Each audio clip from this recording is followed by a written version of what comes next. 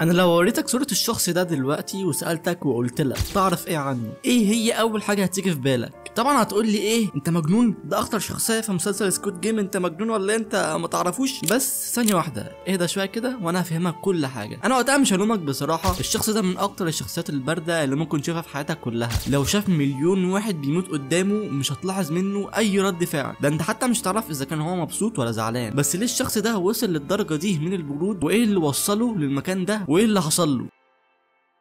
قبل ما نبدأ نتكلم عن أي شخصية شريرة لازم أول حاجة نجيب الماضي بتاعه ونتكلم عنه ونفسره بالتفصيل. فرونت مان حياته ما كانتش سهلة أبدا، واللي وصل له دلوقتي ما كانش أبدا جزء من شخصيته وهو صغير، ولكن في لحظات معينة غيرته وكسرته وحولته للشخص المجنون ده. وده أكيد مش هيبرر التصرفات اللي هو كان بيعملها، ولكن ده يساعدنا نفهم دماغه أكتر ونلاقي سبب للشر اللي موجود جواه. فرونت مان قبل ما يتسمى باللقب ده كان اسمه هوانغ إن هو. اتولد في السبعينات في كوريا الجنوبية، ومفيش أي حاجة في طفولته أو شبابه كانت بتقول اللي هو ممكن يبقى بالشكل ده. بالعكس، كل حاجه نعرفها عن فرونت مان قبل العاب الحبار بتقول اللي هو كان شخص هادي وغلبان وملوش في المشاكل. وفي يوم من الايام فرونت مان اتبرع لاخوه المحقق بكليته. لحد هنا تمام، اللي ظهر قدامنا دلوقتي انسان بيحب عيلته لدرجه اللي هو شايل جزء من جوه جسمه ومديه لاخوه. بعد الجامعه دخل الشرطه وبقى محقق هو كمان، خدم في الشرطه اكتر من 14 سنه، وخلال الفتره دي قابل حب حياته الاول واتجوزها في الاخر. شغله ومراته وحياته كلهم كانوا ماشيين تمام من غير اي مشاكل، لكن في سنة 2015 كل ده اتغير. مراته حملت والمفروض اللحظة دي تكون من أسعد اللحظات في حياتهم، بس في نفس الوقت اتشخصت بحالة تليف كبدي حاد، مرض قاتل ولو ما اتعالجش بسرعة هتموت. كانت محتاجة زرع كبد بأقصى سرعة ممكنة. فرونت مان ما كانش معاه فلوس كفاية عشان العلاج كان غالي جدا عليه. بعد ما كانت كل حاجة كانت مقفولة في وشه اضطر اللي هو يستلف من مصدر إجرامي، لكن لما الشرطة عرفت طردوه في نفس الوقت. فرونت مان وقتها اتحول من ضابط ناجح لإنسان مكسور وفقير من غير شغل ومن غير مصدر دخل، ومراته بتموت قدام عينه وهو حرفيا مش عارف يعمل اي حاجه. ما كانش عنده غير حل واحد بس، اللي هو يدخل لعبه الحبار رقم 28، اللعبه السريه اللي بيشترك فيها 456 لاعب بيلعبوا 6 العاب اطفال وجائزتها 45 مليار و600 مليون وون كوري، يعني حوالي 31 مليون دولار، اللي هو بالمصري مليار و500 مليون جنيه. انتوا متخيلين الرقم؟ بس هو اكيد مش هيديك المبلغ ده لله وللوطن وحبا فيك. انت حرفيا لو خسرت في اي لعبه هتودع حياتك للابد. اي واحد بيموت من اللعبه الجائزه بتزيد 100 مليون وون. فرونت مان وقتها كمل للاخر وكسب فعلا، عدى من حاجات كتير مرعبه زي اللي كنا بنشوفها في كل المواسم، وبقى في الاخر ملياردير. بس للاسف كان فات الاوان. اول ما خرج من اللعبه كانت مراته وطفلهم اللي لسه ما اتولدش اصلا ماتوا هما الاثنين. الخساره دي كانت كفيله اللي هي تدمر حياه اي حد حرفيا. بس بدل ما يحاول يتخطى اللي حصل او يبدا من جديد، خد اغرب قرار ممكن تشوفه في حياتك كلها، وبسبب القرار ده مات من وراه مئات من الناس. بقى شريك للراجل العجوز اللي هو مؤسس اللعبه، وبقى ايده اليمين، وبقى هو الفرونت مان. من هنا بدأ يشوف شغله اللي هو تخسر في لعبة تودع حياتك للأبد. عشان فرونت مان يقدر يقوم بالدور ده ويقدر يقتل كل الناس الفترة دي، كان لازم يقطع أي حاجة ليها علاقة بالضمير والإحساس. الراجل ده ظهر عليه أعراض حاجة اسمها اضطراب الحزن المطول، ودي حالة نفسية بيستمر فيها الحزن بشكل مرضي، يعني من كتر الحزن تتحول لسايكو، تتحول لشخص مجنون حرفيا. بعد موت مراته عمره ما حاول يعيش طبيعي، وفضل عايش في شقة صغيرة رغم ان هو وقتها كان معاه مليارات، بس مقربش من حد وما حاولش حتى يصرف فلوسه في اي حاجه. موت مراته بقى سبب كل قرار كبير بياخده. مراتها كان سبب دخوله للعبه، وموتها هو السبب في استمراره فيها. اثناء ما كان بيلعب اول مره كان مستني اقرب فرصه يصوت فيها اللي هو ينهي اللعبه، عشان اول ما يجمع الفلوس اللي ينقذ بيها مراته يروح لها على طول وينقذ حياتها. لكن الناس اللي حواليه وقتها كانوا دايما بيصوتوا ان اللعبه تكمل، كل ده عشان كانوا طماعين بطريقه بشعه. الطمع ده في دماغ فرونت مان وقتها هو اللي ضيع كل حاجه، وبسبب كل حاجه وحشه حصلت له كان بسببها الطمع. بدا يلوم كل اللعيبه التانيين ويحس ان هم السبب في تاخير خروجه عشان ينقذ مراته، وبكده بقوا دول السبب في ان مراته تموت. الحزن اللي جواه اتحول مع الوقت لفكره غريبه، دخل اللعبه تاني مش عشان الجايزه، لا لكن عشان يعاقب الناس اللي شايفهم طماعين. تحوله للفرونت مان ما كانتش مجرد شغلانه عاديه، دي كانت طريقته الوحيده اللي يقدر يتعامل بيها مع الصدمه اللي جات له. بقى يعيد نفس التجربه اللي كسرته قبل كده كل سنه، بس المره دي هو اللي بيتحكم في كل حاجه. ابتدى يشوف حياه الناس وقتها اكنهم شويه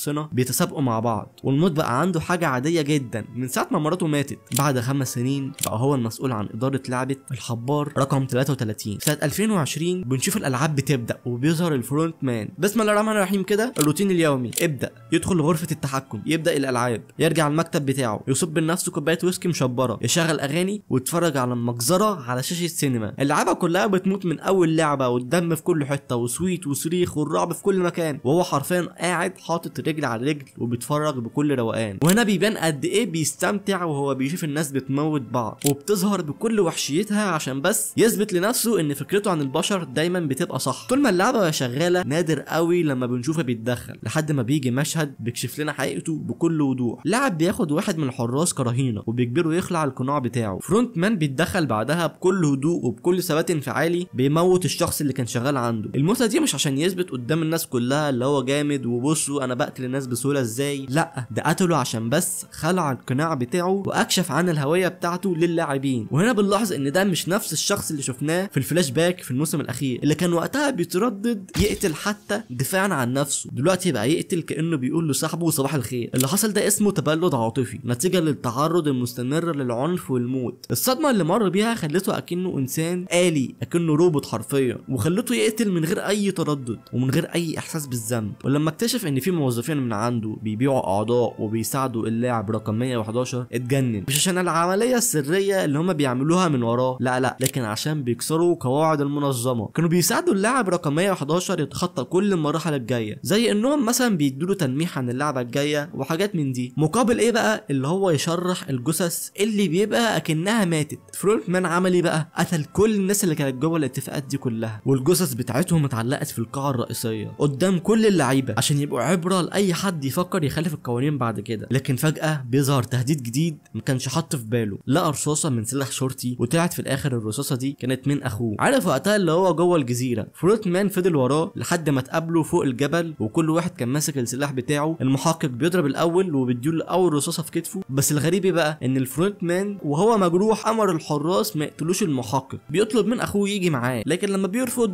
فرونت مان بيضربه طلقه هو كمان، واتفرج عليه وهو بيقع من فوق الجبل في البحر. وبعدها بنعرف ان فرونت مان كان متفق مع الكابتن بارك ينقذ اخوه وياخده على المستشفى، وده معناه باختصار اللي هو ما كانش ناوي يقتله من البدايه. بيرجع تاني لاخر لعبه لما سيونغ كسب، الفرونت مان وقتها خرجوا من المسابقه كلها، بيخدروا بيوصلوا لحد المدينه وبيديله فيزا فيها الجائزه كلها، وبيرميه من العربيه حرفيا اكنه مجرد حثاله على البشر. بس قبل ما ينزل الفرونت مان وضح لسيونغ ان البني ادمين ملهمش اي لازمه، وانه بس بيعاملهم كادوات ترفيه، وانهم بس شبه الاحصنه بيتسابقوا مع بعض. مات بعدها المؤسس الرئيسي للعبه، وبعد ما مات المفروض فرونت مان يدير المنظمه كلها بمزاجه، سواء هيكمل ولا هيوقف دي حاجه ترجع له هو لوحده. بدل ما يحس بالذنب ويتوب راح وكمل اللعبه ولا اكن حاجه حصلت، لان ببساطه شخصيته اتغيرت من زمان. بعد ما سيونغ كان رايح لبنته حصل مكالمه بينه وبين فرونت مان، وقرر سيونغ وقتها ما يسافرش ويرجع يشارك في اللعبه من اول وجديد للمره الثانيه. فرونت مان اول ما عرف ادرك ان الوضع هيبقى خطر، لان وقتها سيونغ فايز قديم وهيشارك للمره الثانيه، فقرر فرونت مان يدخل بنفسه جوه اللعبه ويشارك فيها. بيدخل كلاعب عادي تحت اسمه مزيف، بس ما كانش زي باقي اللعيبه عشان حياته وقتها ما كانتش في خطر حقيقي، كان حرفيا بيتحكم في كل حاجه حواليه. ونيجي لليوم الكارثي لما سيونغ قرر يعمل فريق ويوقع نظام اللعبه. فرونت مان وقتها كان معاه في الفريق، وفجاه قلب الترابيزه عليه ورجع لشخصيته الاساسيه ومثل على سيونغ اللي هو مات. بيقابل بعدها سيونغ بشخصيه فرونت مان وبيقتل اقرب صاحب ليه قدام عينه، كان نوع يعني من انواع العقاب. فرونت مان وقتها بقى شايف البني ادمين كادوات بيحقق بيها اهدافه عشان اللعبه تفضل مكمله من غير اي مشاكل، وده بان جدا في الموسم الاخير لما الكابتن بارك كان بينقل كل المعلومات لفرونت مان بخصوص المحقق. فرونت مان قال له وقتها ما تخليهمش يقربوا من الجزيره، ولو قربوا اقتلهم كلهم، وقتل كمان معاهم المحقق بالمره. المهم وقتها فرونت مان كان ماشي بنظام لو الناس لازم تموت عشان النظام يفضل مكمل وعادل، المشكله خلاص ما يموتوا كلهم ولا يولعوا جاز ماليش دعوه. في غرفه التحكم فرونت مان بيبص على سيونغ بعد ما سيونغ عرف ان كل اصحابه ماتوا ما عدا هو، لكن فرونت مان كان وقتها عارف السبب. اكتر واحد بيحب العدل ونظام اللعبه كسرها بنفسه، وده السبب ان سيونغ ما كسرش قواعد اللعبه بس، ده كان هيوقع نظام اللعبه كله. طبعا هنا المفروض سيونغ يموت، ولكن فرونت مان سيبه عايش في الاخر عشان كان عاوز يثبت حاجه لنفسه ولسيونغ برضه في نفس الوقت، كان عاوز يشوفه بيوصل للنهايه ويشوف بنفسه ازاي الطمع بيدمر كل حاجه حواليه، وزي اصلا الانسان طبعه طماع. فرونت مان شايف في سيونغ نسخه طبق الاصل من نفسه زمان، فعاوز يخلي سيونغ زيه عشان فرونت مان يثبت لنفسه ان عادي يعني ناس وهو بتعمل زي وبيقتله بكل وحشيه، وزي ما انا كنت بقتل قبل كده برضه هو هيقتل والدنيا ماشيه اهو زي الفل. ولكن في الاخر سيونغ كان عكسه تماما. فرونت مان عشان يخلي اللعبه حماسيه اكتر اعتبر الطفله المولوده دي لاعبه رسميه في اللعبه، وبقى ليها نفس رقم امها كانها بتكمل نيابه عن امها. حرفيا وقتها كان لسه مؤلف قانون جديد في نظام اللعبه، وده بيبين قد ايه نظام اللعبه اللي هو عاوز يمشيه بعدل وبكل احترام كان كله كوسه في بعضه وكان كله عشوائيه. فرونت مان بيبعت دعوه بعدها لسيونغ اللي هم يقعدوا مع بعض لوحدهم، وبكل هدوء فرونت مان بيقول لسيونغ بص يا ابن الحلال انا عايز اساعدك وتطلع من هنا انت والطفله، خد السكينه دي وانزل خلص عليهم كلهم. سيونغ خد السكينه وفرونت مان بيراقبه مستنيه يعمل زي ما هو عمل بالظبط، بس ما عملش في الاخر، ودي بالنسبه له كانت ضربه قويه قوي. بس ليه؟ لانه ما بيحبش يحس ان يكون في حد بيبقى لسه عنده حتى لو 1% ضمير، عاوز يبقى كل الناس معدومه الضمير زيه. عشان في وقت من الاوقات فرونت مان كان نفس مكان سيونغ بالظبط،